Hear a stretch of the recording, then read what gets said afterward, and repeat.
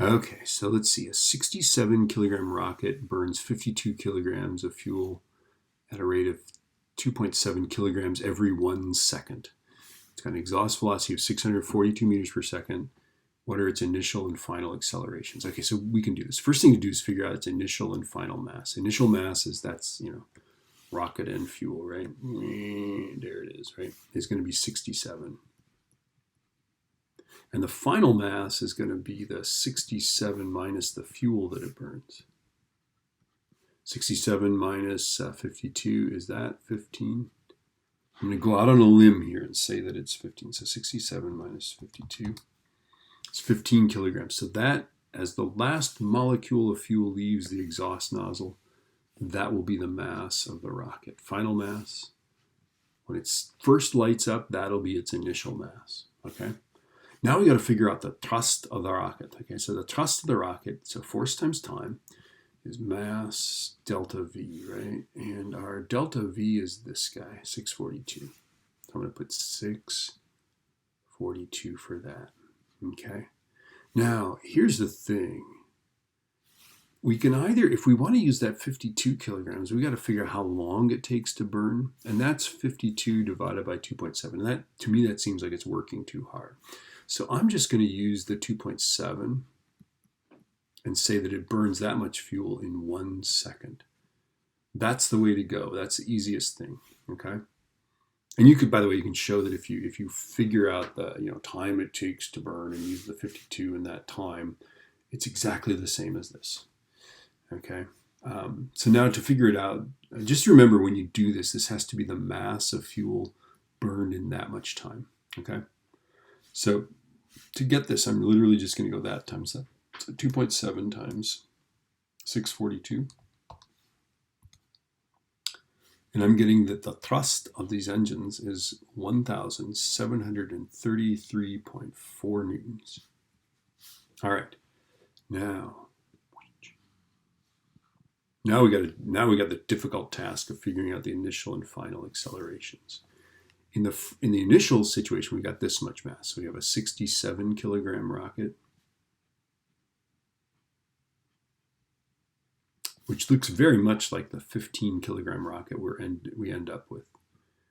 The only difference is there's not any fuel inside this rocket, okay? So initially 67 kilograms, finally there's 15 kilograms, right?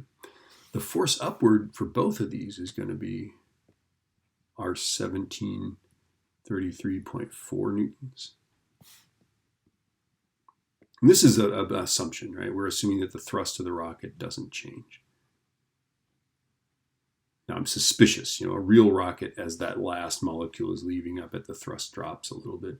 In the middle, the rocket engines like this warm up a little bit, but we're just not going to go there. We're making some assumptions here. Okay, so the force down is going to be the force of gravity. So 67 times 9.8. 67 times 9.8 is 656.6, and that'll be the downward force. And here there's going to be a measly 15 times 9.8. 147 newtons. Right, so the force up stays the same. The force down changes because there's less weight, right?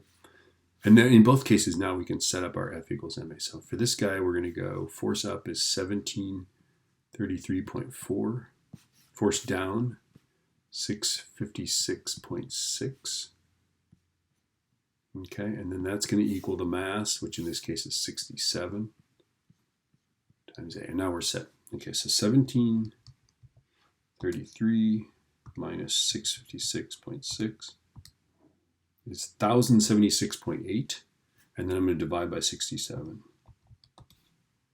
I get 16.07, or about, I'll say 16.0716 meters per second squared. And that's our initial acceleration. All right. Finally, if we set this up, we've still got that same thrust upwards, so 1733.4. But we have only 147 newtons of force down. And then the mass is 15 here, right? Okay, so I'm going to go 1733.4 minus 147, and I'm getting 1586.4, and I'm going to divide by 15. 1056. So our acceleration, our final acceleration is 105.76 meters per second squared, or about 106 meters per second squared if you had to round it to 3 places. Okay? Happy hunting.